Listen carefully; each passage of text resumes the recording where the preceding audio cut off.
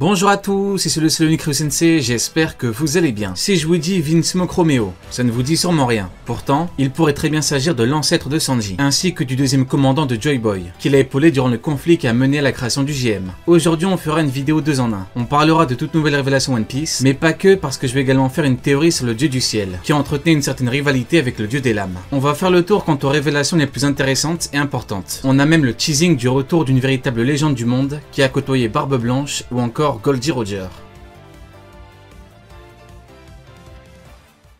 Il est confirmé que Higurashi Kurozumi a rencontré et copié Shiki quand il était chez les Rocks. Elle avait fait référence à un voyage en dehors de Wano quand elle disait être partie un certain temps. Elle a également dit que des situations étaient compliquées et la rencontre avec Shiki pourrait être l'une d'entre elles. Mais plus globalement, ça nous amène à parler de Shiki, parce que l'auteur aurait pu ne pas mettre ce visage, pourtant il l'a mis. Il aurait pu ne pas autant le mettre en avant chez les Rocks, pourtant il l'a fait. Ce qui m'amène à la question que beaucoup se posent. Est-ce que Shiki fera un jour son grand retour dans l'œuvre? En SBS, l'auteur a dit que le film Strong World n'est pas canon, mais que le fruit avait été canonisé alors qu'à la base ce n'était pas prévu. J'en ai parlé récemment, mais avec du recul et les nouvelles infos par rapport à Higurashi, je suis désormais sûr et certain qu'il reviendra officiellement. Oda a déclaré que lors de la rencontre entre Shanks et Newgate, il avait placé son nom, Shiki, parce qu'il voulait qu'il, Shanks et Newgate, se remémorent de l'époque en se disant « Au bon vieux temps, il y avait des gens comme lui en mer ». Mais à la base, ce n'était qu'un brouillon. Par contre, il a appris que Shiki allait être dans le film Strong World. Mais il a regretté cette décision, parce qu'il ne voulait pas le montrer aussitôt. Voilà pourquoi il l'a cité sur Impel Down. On a donc un auteur qui a regretté une décision, qu'il a mentionné plus tôt que prévu, qui dit que le film n'est pas canon, et qui fait un chapitre 0 pour Shiki. Mais pour aller encore plus loin, son fruit l'a canonisé. Alors que selon lui, ça va à l'encontre d'une de ses règles. Un personnage n'est pas censé pouvoir voler et flotter dans les airs librement. Mais alors, pourquoi l'a-t-il fait ? Le film n'est pas canon, et pourtant son fruit, il le canonise. Et bien pour que Shiki revienne dans le manga. Voilà pourquoi il place Shiki à des moments stratégiques dans l'histoire. L'homme qui s'est évadé d'Impel Down seul. Un homme d'une puissance ahurissante, qui avait une gigantesque flotte, et qui affrontait le roi des pirates. Mais également Garp et Sengoku Prime, enragés à 2 contre 1 dans un combat acharné. Cet homme-là va très bientôt revenir. C'est-à-dire qu'un homme d'une puissance colossale, qui a côtoyé les Rocks, dont le capitaine était Rox Dixebeck, et qui avait comme Nakama 3 pirates qui sont devenus empereur, peut revenir n'importe quand.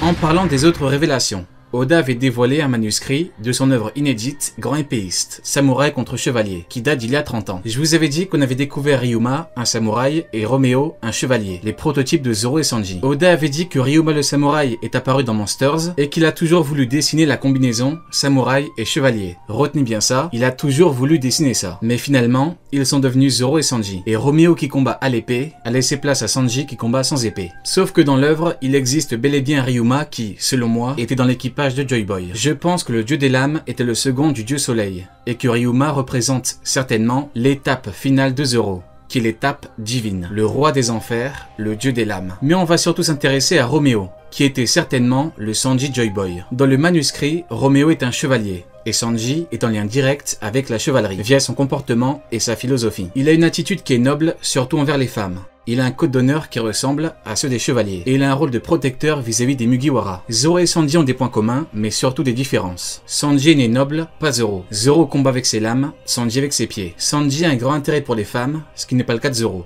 etc. Les samouraïs et les chevaliers au sens large ont également des points communs et des différences. Là où le chevalier est une figure occidentale européenne, le samouraï est un guerrier japonais. Les chevaliers utilisent des armes lourdes et des armures rigides, tandis que les samouraïs privilégient des armes légères comme des katanas ou des armures plus souples. Les deux suivent des codes moraux stricts. Chevalerie pour les chevaliers, Bushido pour les samouraïs. Zoro a par ailleurs été appelé Mr Bushido. Ces deux codes d'honneur régissent la conduite des guerriers dans leur culture respective, mais ils diffèrent en quelques aspects, liés à leur contexte culturel, leurs valeurs fondamentales et leur mise en pratique. Les chevaliers valorisent la bravoure au combat, mais la mort n'est pas quelque chose de recherché en soi. La survie est importante pour servir. Par contre, le Bushido a une relation beaucoup plus étroite avec la mort. Un samouraï se doit de mourir plutôt que de subir le déshonneur. Voilà pourquoi Zoro parle de déshonneur pour un sabreur. Des mots qui ont intéressé Mihawk, qui est inspiré de Dracula, mais qui suit la voie du sabre. Et voilà pourquoi sur leur barque, c'est Zoro qui s'est sacrifié, et pas Sanji, malgré sa volonté de le faire. Oda montre que malgré leurs différences, ils restent amis, vivent ensemble, voyagent ensemble, et qu'ils sont tous les deux prêts à donner leur vie pour sauver l'autre. Ce qui est aussi intéressant, c'est que Romeo combat avec une épée, et c'est sûrement ce que Sanji serait s'il n'avait pas eu Zeph, parce que Sanji ne combat qu'avec ses pieds, surtout en lien avec Zeph au pied rouge, et au fait qu'il soit cuisinier. Mais s'il était resté chez les Germains, il aurait très bien pu combattre à l'épée comme Roméo. Et comme il avait la tenue de l'invisibilité, il aurait pu être comme le numéro 2 de l'équipage de Barbe Noire, un puissant combattant invisible à l'épée. En tout cas, j'ai hâte d'avoir un visuel sur l'équipage de Joy Boy et d'enfin avoir des infos sur ses meilleurs combattants, avec leurs épithètes respectifs. Après le dieu soleil et le dieu des lames, on pourra voir Roméo,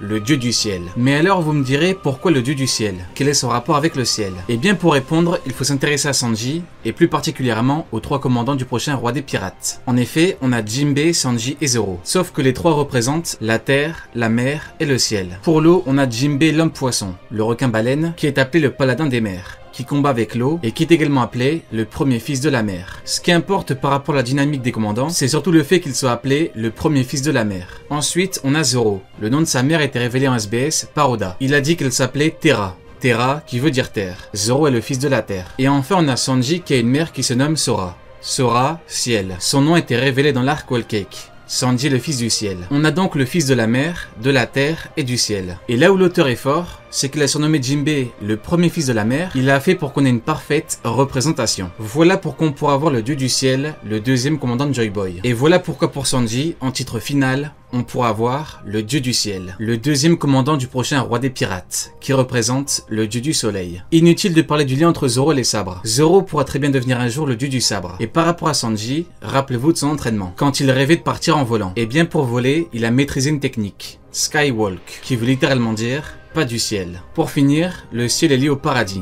Et All Blue est décrite comme étant le paradis des cuisiniers. Sanji cherche donc symboliquement son paradis. Zoro est quant à lui beaucoup plus lié à l'enfer qu'au paradis, en disant clairement vouloir devenir le roi des enfers, qui n'empêche pas de devenir le meilleur épéiste au monde. Puis, le dieu des lames, qui est une catégorie divine qui symbolise la différence de niveau. Tu n'es pas le meilleur au monde dans ta discipline. Tu es le meilleur de tous les temps. Le lien entre l'enfer et la terre est profond, car l'enfer est vu comme un lieu de punition éternelle où les âmes des pécheurs sont envoyées après leur mort. On dit que l'enfer est situé en dessous ou sous la terre, là où le paradis est au-dessus. Zoro, Terra, terre, Sanji, Sora, ciel. Au vu du lien entre Zoro et l'enfer, je suis sûr que Ryuma a eu un épithète lié aux enfers, comme le roi des enfers, ou qu'il avait à minima des techniques démoniaques, comme Zoro avec Ashura. Zoro, Ryuma, enfer. Sanji, Roméo, ciel. Quant à leur capitaine, Monkey D. Luffy, il incarne l'étoile essentielle à la vie, le soleil.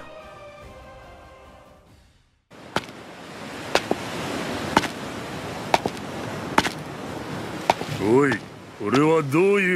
On apprend que Crocodile a un titre qui est le roi du désert. En live, j'ai souvent dit que Crocodile pourrait très bien voir un jour le titre de roi du désert, vis-à-vis de 2 liens, le sien avec le désert, et le lien entre la royauté et certains Shichibukai, ce qui m'amène à une certaine réflexion. Plusieurs Shichibukai ont des liens avec la royauté. Kuma était autrefois le roi du royaume de Sorbet. Boa Hancock est l'impératrice pirate de l'île des Amazones. Elle est considérée comme une figure royale par son peuple, et elle a le haki des rois. Doflamingo était le roi de Dressrosa, et il a le haki des rois. Crocodile n'était pas lié directement à la royauté, mais son intrigue dans l'Alabasta impliquait la famille royale, dans le cadre de son plan, et Crocodile est surnommé le roi du désert. De par ces éléments, je pense qu'on peut dire que Crocodile peut très bien avoir le haki des rois. Alors certes, on ne parle pas d'un haki des rois très évolué, mais c'est comme pour Doflamingo et Hancock. Doflamingo a fait pas de connaissance qu'à quelques randoms, et Boa ne l'a jamais utilisé. D'ailleurs, Kuma aurait très bien pu avoir le haki des rois. Et chez les autres Shichibukai, on a des personnages qui auraient très bien pu l'avoir, ou qui peuvent carrément le dévoiler un jour. Weeble est considéré comme étant le fils d'une véritable légende, Barbe Blanche. On aurait un enfant unique de Newgate, un peu comme pour Kaido et Yamato. Et Weeble est un combattant. Quand Luffy dévoile son haki des rois, beaucoup font un lien direct avec Dragon. Weeble peut avoir le haki des rois. Pour Mihawk, c'est possible, mais compliqué. Mihawk n'est pas le roi des épéistes, mais le meilleur épéiste. Rayleigh est quant à lui le roi des ténèbres,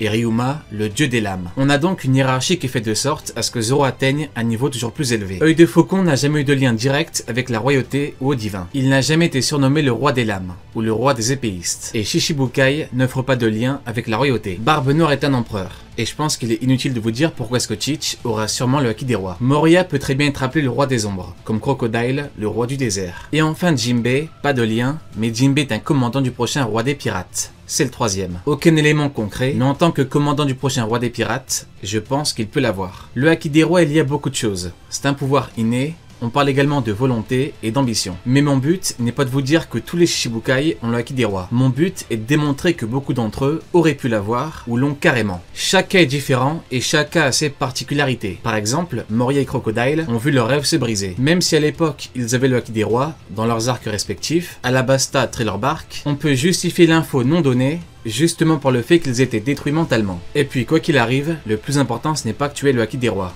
Ce qui importe réellement, c'est ce que t'en fais. On apprend que le véritable boss de la Cross Guild n'est autre que Crocodile. On savait qu'il était à l'origine de l'Alliance et qu'il prenait les décisions avec Mihawk, mais on nous affirme bien que le vrai patron c'est lui. Il fait donc office de stratège et de chef, ce qui nous fait bien comprendre que Mihawk et Crocodile sont très différents. Mais comme le dit Crocodile, ils ont une chose en commun. Il se méfie des autres. Crocodile est un vrai leader qui est à la tête d'une organisation. Il sait comment commander parce que le Baroque Works, c'était plus de 2000 membres. Il est tout ce que Mihawk n'est pas. Voilà pourquoi Crocodile est le boss.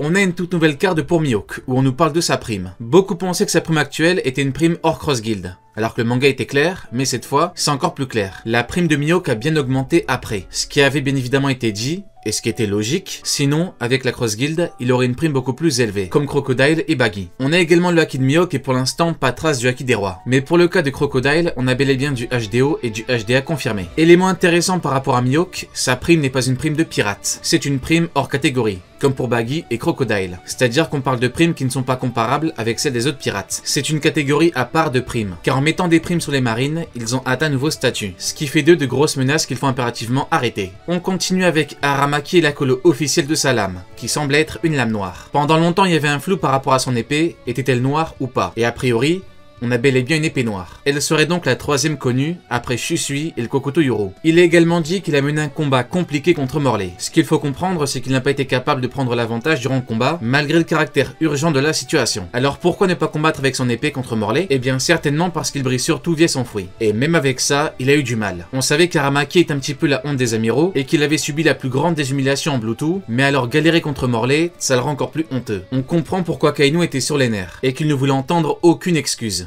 D'ailleurs, la franchise aura un remake de One Piece et ça propose une relecture complète de l'anime original. L'anime reprendra la trame originale, mais de manière plus condensée, pour éliminer les longueurs et offrir une expérience plus fluide. Il se voudra encore plus fidèle que la première adaptation, même si Oda a dit à l'équipe de prendre des libertés. Gardons donc à l'esprit que ça reste une adaptation. Netflix prépare également la deuxième saison du live action. Lera Abova a récemment été confirmée dans le rôle de Robin. C'est une mannequin et actrice qui a notamment travaillé avec Luc Besson. Crocodile sera quant à lui incarné par Joe Mangalino. Et on a également beaucoup de noms pour le casting. Dr. Correa, Dr. Iluluk, Cobra, Dory et Brogy, Smoker ou encore Wapol. Et je vous affiche tout ça à l'écran.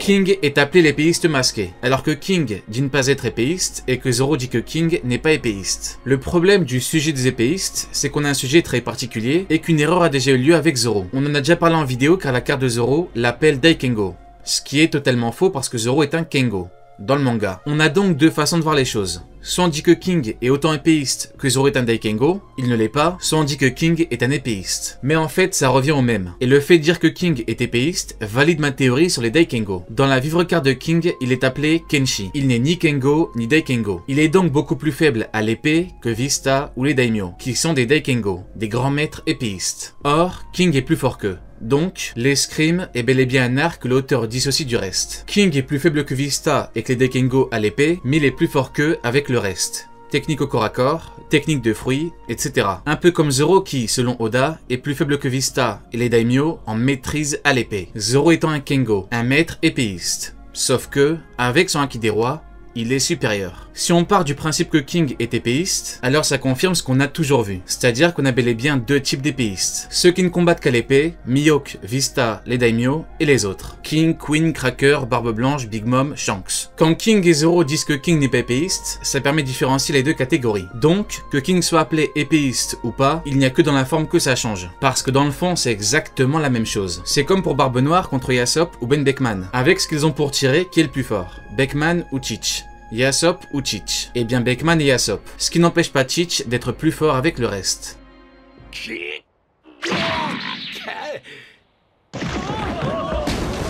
On a eu des infos sur Queen qui a fait naître une hypothèse intéressante. Queen serait le père de Franky. Explication. Déjà on note que Queen est tellement puissant que Kaido a voulu le recruter pendant des années et que Queen n'a finalement accepté que des années plus tard, après la proposition initiale de Kaido. En même temps, quand on connaît ses caractéristiques, on comprend pourquoi. Queen ne se nomme pas réellement Queen de naissance. Il a changé de nom pour Queen. Jack Queen King. Il a eu un fils il y a 36 ans qu'il a abandonné. Franky est né il y a 36 ans. Il a été abandonné. Franky est un cyborg comme Queen. Ce n'est pas tout. Regardez les tomes des volumes 39 et 93. Quand on retourne 39, on a 93.